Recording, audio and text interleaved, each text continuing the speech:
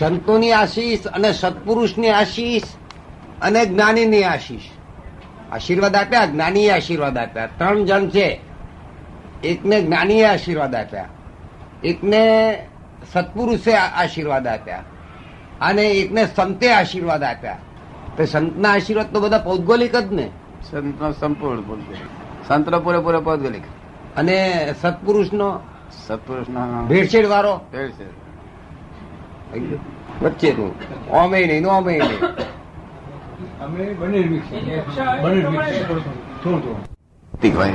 પૌદ્ગલિક હોય અને સત્પુરુષ નું સેવા ફળ અને દ્રષ્ટિ ફળ બે હોય. સત્પુરુષનું, જ્ઞાની પુરુષ નું સેવા ફળ ને દ્રષ્ટિ ફળ બે હોય.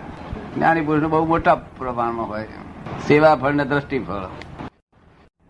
મહેતા સાહેબ પૂછે છે કે સંત પુરુષ ને સેવા ફળ મળ્યા પછી, સંત પુરુષ ની સેવા ફળ મળ્યા પછી જ્ઞાની પુરુષ ભેગા થાય?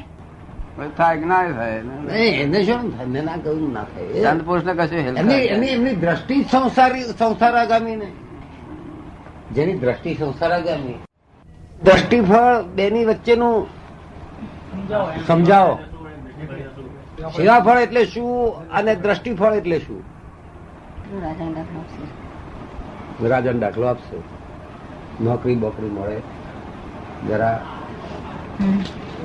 તારાવદીપ શેઠ ની મિલ હતી તો તમે કોઈકને દાખલ કરાયો હોય મેં, થાય કે ના થાય? થાય.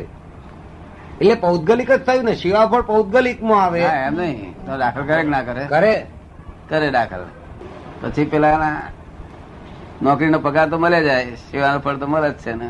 શું પણ પછી એક દાડો છે તે રહેવાનું બરોબર ઠેકાણું ના હોય, એક જ રૂમમાં પડી રહેવાનું હોય તો એક દાડો લાય મનમાં કે છે કે આપણે નટુબેન ચિઠ્ઠી થી આવેલા છે એટલે ઓળખાણ છે ને કઈ સાધારણ, જઈને શેઠ ને કહીએ તો ખરા કે છે. શેઠ ને જઈને સલામ કરીને બેહે એટલે પછી શેઠ ને વાત કરે ને શેઠ ની દ્રષ્ટિ પડી એટલે દ્રષ્ટિ ફળ મળે. શું થાય?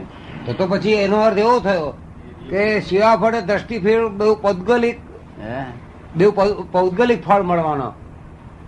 ના ત્યાર પછી તમે કહ્યું ને એવું દાખલો આપીને સમજાવું તમને. પેલા દ્રષ્ટિફળ નહીં મળતું, પેલામાં દ્રષ્ટિ પડી એટલે પછી શેઠ બીજા કોઈક ને કહે કે ભાઈ આ તો માણસ જોજો કઈ 2 રૂમ વાળી પેલી કાઢી જો કશે તરત પડે ને. એવું દ્રષ્ટિફળ ને સેવાફળ તો એને નોકરીના પગાર મળે જ છે, પણ આ દ્રષ્ટિ પડી તેનો શું થયું? હવે તમારી દ્રષ્ટિ હમણાં આપણે એમનું પૂછીએ ને, તમારી દ્રષ્ટિ પડી એ તો સમજ્યા હવે મિલ માલિક, પણ તમારી દ્રષ્ટિ પડી એનું ફળ જરા મોક્ષ નું જલ્દી હલન ચલન કામ કરી નાખે છે. બધી સેવા ફળ કહેવાય. બધું પૌદ્ગલિક મળવાનું બધા સેવા કઈ કરો ને એ સેવા ફળ કહેવાય. એટલું બધું ઊંચું ફળ મળે કે પોતે સેવક હોય ને તો પછી સેવ્ય થઈ જાય. શું થઈ જાય? કહ્યું તમારા ભાગ ભાગ છે, તમે બધા દબાવીશું. એ દાદા સેવ્યમાં કઈ લાભ નથી. એ સેવ્ય ની જોખમદારી બહુ છે. એટલે તમારા કપાસ જ ઉપહારા છે ને.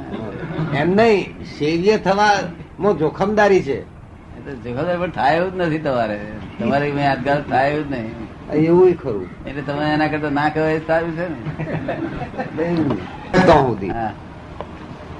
સેવા જોખમકારી હોય જ ને.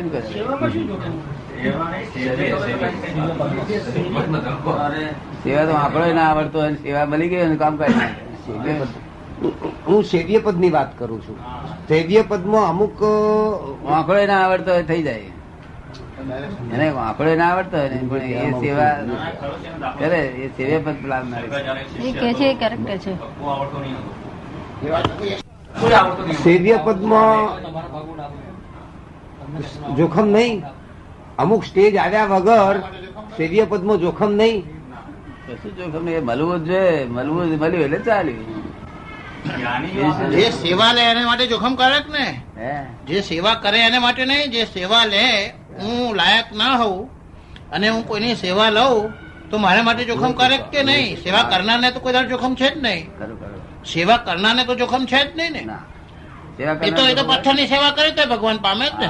હું એ જ એ કહેવા આખી માંગુ છું. દુનિયા મૂર્તિની સેવા કરીને જ ભગવાન પામે છે ને. જ્યાં જાય છે તે દિશામાં તો જાય જ છે. ખોટી સેવા લીધી હોય ને તો બહુ જોખમ છે. હા એ સવાલ એમનો એ છે. એટલે હું એ જ કહેવા માંગુ છું પોતે લાયક ન થયો હોય હા એ તો બહુ જોખમ. હું એ જ કહેવા માંગુ છું ને. બહુ જોખમ એના જેવું કારણ કે કોઈ સેવા જોખમ કરનાર તો બહુ મળી આવે પણ પછી તારી શું દશા થાય અમુક ના, સ્ટેજે એવું ના હોય જોખમ તો બહુ જોખમ મોટું મોટું જોખમ બહુ મોટું જોખમ. અરે લાયક ના હોય તેને સેવા મળે કાઢી કોઈ ના, ના, આવે એ નહીં. કોઈ બાળી દે, બહારના બધા હા, મળ્યા. કાઢી મળે. એ છે કે જ્ઞાની સેવ્ય પદમાં મૂકી દે મૂકી દે ને સ્વભાવથી થયા કરે એના સ્વભાવથી જ થઈ જાય. તો પછી જોખમ ના રહ્યું. કોઈ મૂકવાનું કોઈનો અધિકાર જ નથી ને કશો. આ તો તાત્કાલિક ફળ મળે તાત્કાલિક. પછી જોખમ ના રહ્યું નહીં પૂછવું છે શું?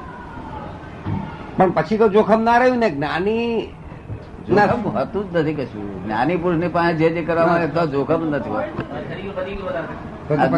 અજ્ઞાની પાસે હોય તો જોખમ થાય. અહીં તો કોઈ જાતનું જોખમ જ નથી હોતું.